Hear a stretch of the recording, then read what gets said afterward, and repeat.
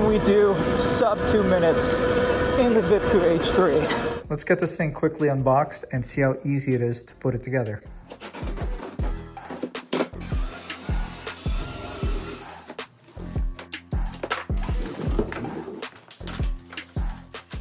Here's exactly what it looks like coming out of the box, partially assembled. And here's everything else that came in the package. Got the 14-inch front wheel, tire size is 60/114. Rear tire size is 80/112. Pretty common combo for a pit bike. 190mm brake disc rotor, same thing with the rear. Rear shock, front number plate, front fender, foot pegs, 2 keys, interesting looking. Toolkit, user manual, handlebar mounts, bracket for the headlight, some hardware, and the charger is a 54.6 volt. So this is a 48 volt bike, 3 amp charger. Initial impressions, I think it looks very sleek and clean with it being all satin black. No cheesy stickers or colors. The motor looks to be similar to the one used on the Tudio Soleil. The battery is in here. We'll take a closer look at that later on. And the controller is up here. The design looks a little bit different. The heatsink does not look like a far driver. We'll take a closer look at that later on. The welds on the frame and overall construction look to be pretty sturdy. I like that it's boxed in down here, not like the Crunch X1 Spark. What's interesting is they have the motor mounted in the swing arm, kind of like the RTR or even like the Razor MX 500s and SX 500s. I haven't seen that lately. Looks like this thing has a taillight with turn signals. That's pretty cool for the price point of $1,300. Suspension looks similar to some of the competitors. This is a stock Yasma front suspension and looks to be using the same exact fork tube. Brakes look similar to the other bikes, though handlebar looks much bigger, almost like an RTR, which I really like. You know what, let's get this thing put together so we can get a closer look at everything.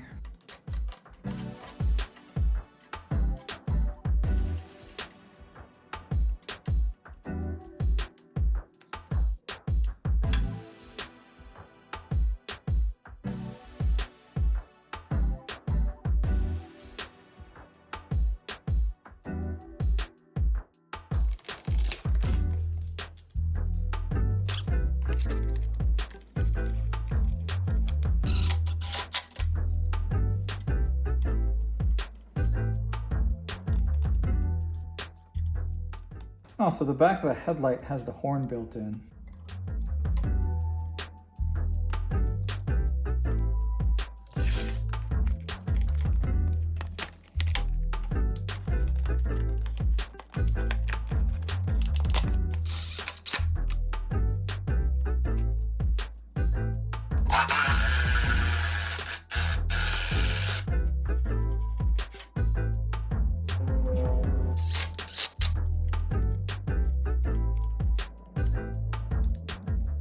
Front axle has 2 spacers. The longer one goes on the side where the brake caliper is, and the shorter one goes on the opposite. Before we put the front wheel on, I'm just gonna add some grease to the front axle.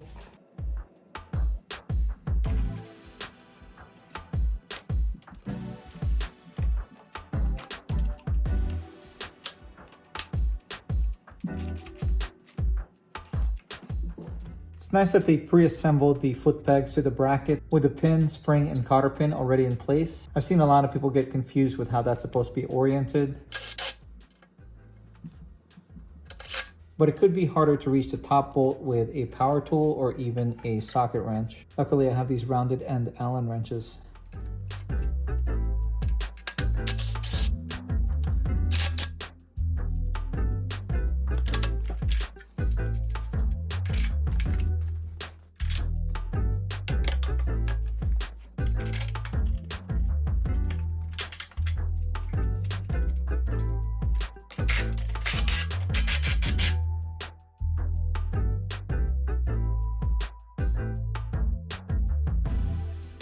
And that's it. She is fully assembled. I'm gonna leave it on the charger for the next few hours, and then we'll come back and go over all the specs and features of the new Vipcoo H3. So this bike has a claimed power output of 3,500 watts and a top speed that seems to vary between 28 to 39 miles per hour, depending on what listing you're looking at. But judging by the components I see installed on there, probably mid to high 30s. And here's a closer look at that 3,500 watt motor. It has a 23 amp hour lithium battery pack with a claimed range of 25 to 43 miles. Controller is up here. I'm gonna take some of the covers off and take a closer look at that. Wow, there's a lot of space in the frame for a bigger battery. So this is the 23 amp hour battery. The shape looks pretty similar to a Yasma IN10, though the connectors are different, but there's almost a 6-inch gap over here under the controller. You can maybe cram a 40 amp hour battery in there. As far as the controller itself, it's definitely not a far driver. Here's a closer look in case you guys want to tell me in the comments. And just to get it out of the way, this is a stock controller from an ETM RTR Lite, which is a Vipcoo EM50, and it's definitely not this either. There's a stamping that says CF on the heatsink. Comment below if you happen to know which controller this is. I'm really liking the all satin black look between the plastics and the frame. It's got hydraulic suspension front and rear, 14-inch front and 12-inch rear wheel with knobby tires on them, hydraulic brakes with 190mm disc brake rotors. It's got a super bright LED headlight and a tail lamp assembly with a functional brake light, turn signals, and even has hazards. Front sprocket is looking like an 11 tooth. Rear is using a 60 tooth sprocket, and that's driven by a heavy duty 420 chain. Ignition's right on top and center. Got a full twist throttle, which is deactivated when you first key on. It starts in park mode until you press the brakes. Then it will activate the throttle. On the left hand controls, you got the hazard button, headlight switch, turn signals, and a horn. And then on the display, M is how you toggle between the odometer, voltage reading, and trip meter. Plus and minus is how you toggle between the different power modes, 3 being the fastest, 1 being the slowest. Let's see what they're electronically capped at. Mode 1 seems to be capped at 14.5 miles per hour. Mode 2 is 24 miles per hour.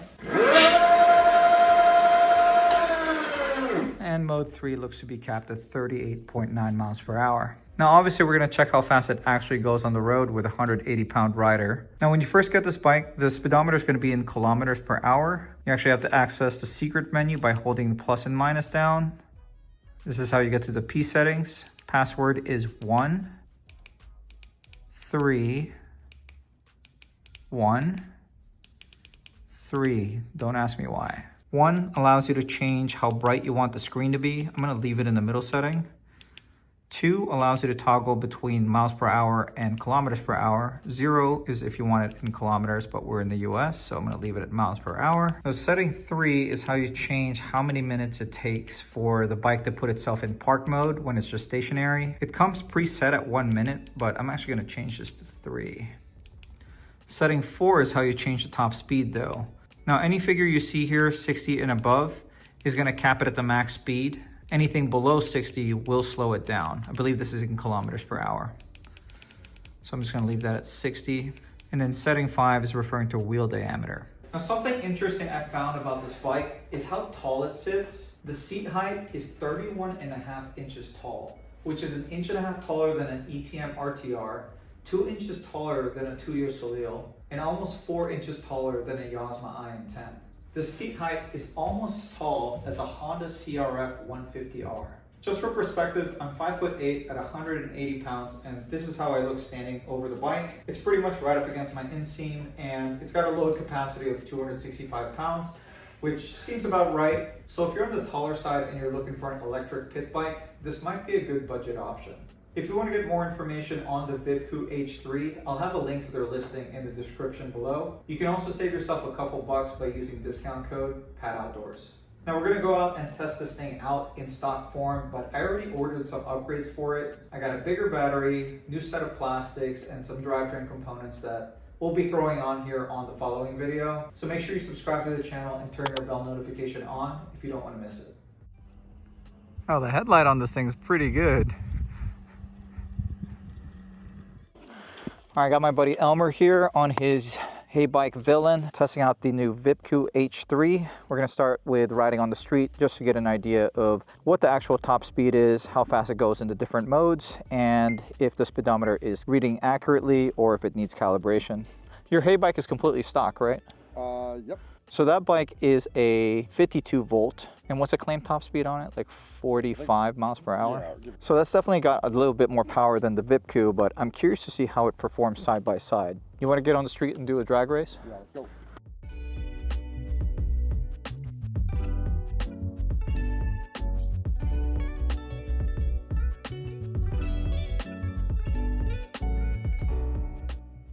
All right, you don't have a horn, right?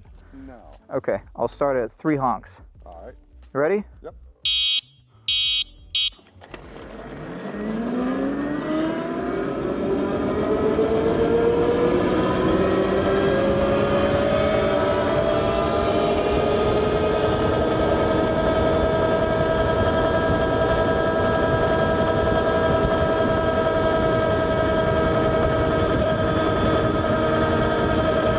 Top speed on the Vipcoo so far, I think it's around 34 miles per hour. This section right here is a little bit downhill, so I'm not going to count this. I'm going to call that 33, 34 miles per hour. For once, I'm finally faster than you. Well, you are on a higher spec bike, so that didn't even come close.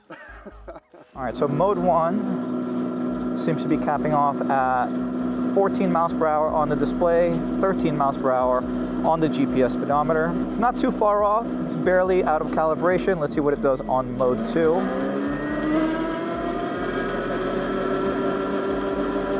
All right, seems to be capped at 22.4 miles per hour with load, 20 miles per hour, or 21 miles per hour on the GPS speedometer.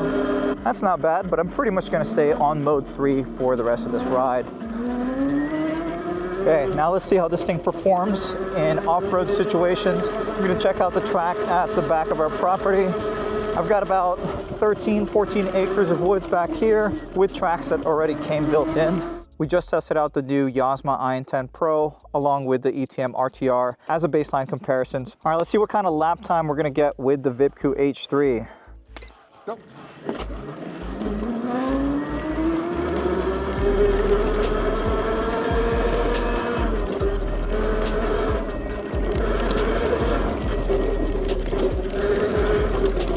This is pretty legit for stock suspension.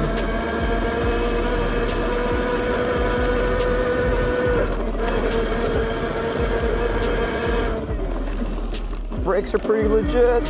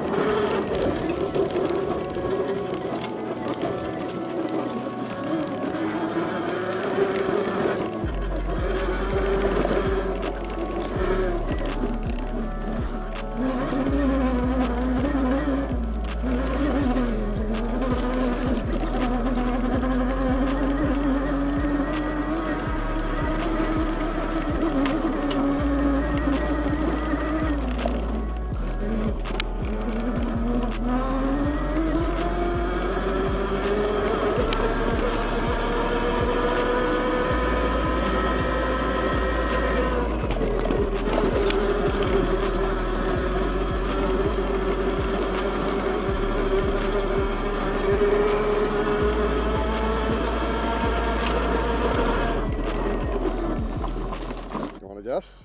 I'm gonna say 1 minute and 56 seconds. Oh! All right, I'm gonna give this another shot because I am not taking any time below 2 minutes.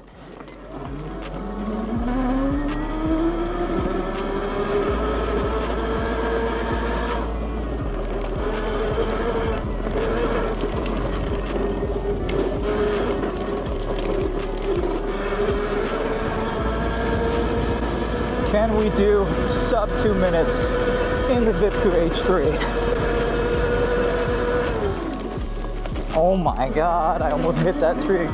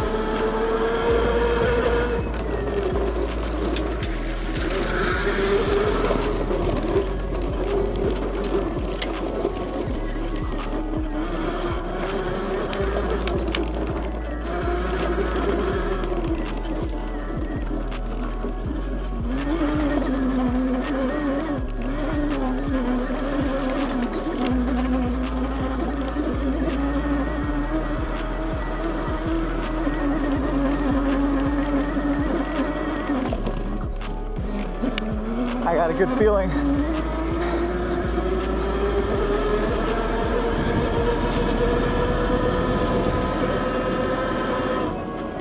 That would be crazy if we go faster than the IN10 Pro.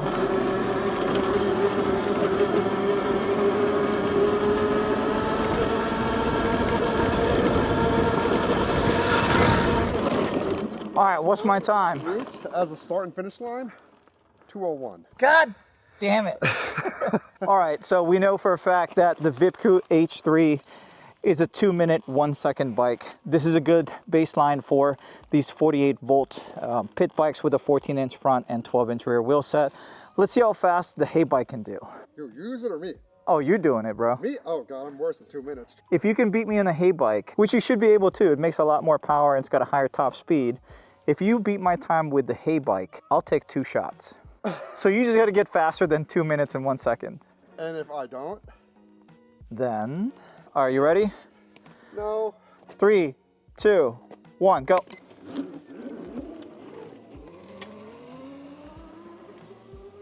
Well, I got a feeling that we've got a decent amount of time to spare right now, so let's talk about what I like and don't like about the H3 so far. Suspension, wheels, tires, brakes, performs as I expected for this price range. I really like how it looks with the all black satin finish. Handlebar height and seat height are pretty comfortable for an adult rider. The power is exactly what I expect it to be for a 48-volt system, but it's a little bit underwhelming on the street for me personally. I would want just a little bit more. I wish this thing went closer to 40 miles per hour, but for simple off-road trail use like what we're doing today, it is actually plenty. If you want to check out the Vipcoo H3, I'll leave a link to their listing in the description below. You can also get yourself $100 off this bike by using discount code PATOUTDOORS.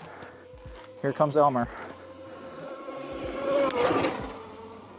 2 minutes, 18 seconds. Your boy is taking some shots. How bad was it? 2 minutes, 18 seconds. Okay, not as bad as I thought it was. No, it's not. That's okay. That's why we got this place for. Yeah. You got plenty of time to practice. We're gonna test out all sorts of bikes here at the new HQ. As of right now, there's plenty of these cleared out roads that have been well maintained, but I want some enduro courses for the bigger bikes like logs and jumps and whatnot. So I'm probably gonna cut through a bunch of the brush and just make more trails overall. So I'm super excited. I guess you have to take 2 shots. Damn. It's okay, bro. I'll take one with you. All right, bet. All right, guys. Well, if you want to check out the new Vipcoo H3, I'll leave a link to their listing in the description below. If you enjoyed today's video, do me a favor and hit that like button. And if you like this kind of content, want to keep up with some of my projects and some of my reviews, make sure you subscribe to this channel and turn your bell notification on. But this is going to be it for today. Thank you for watching.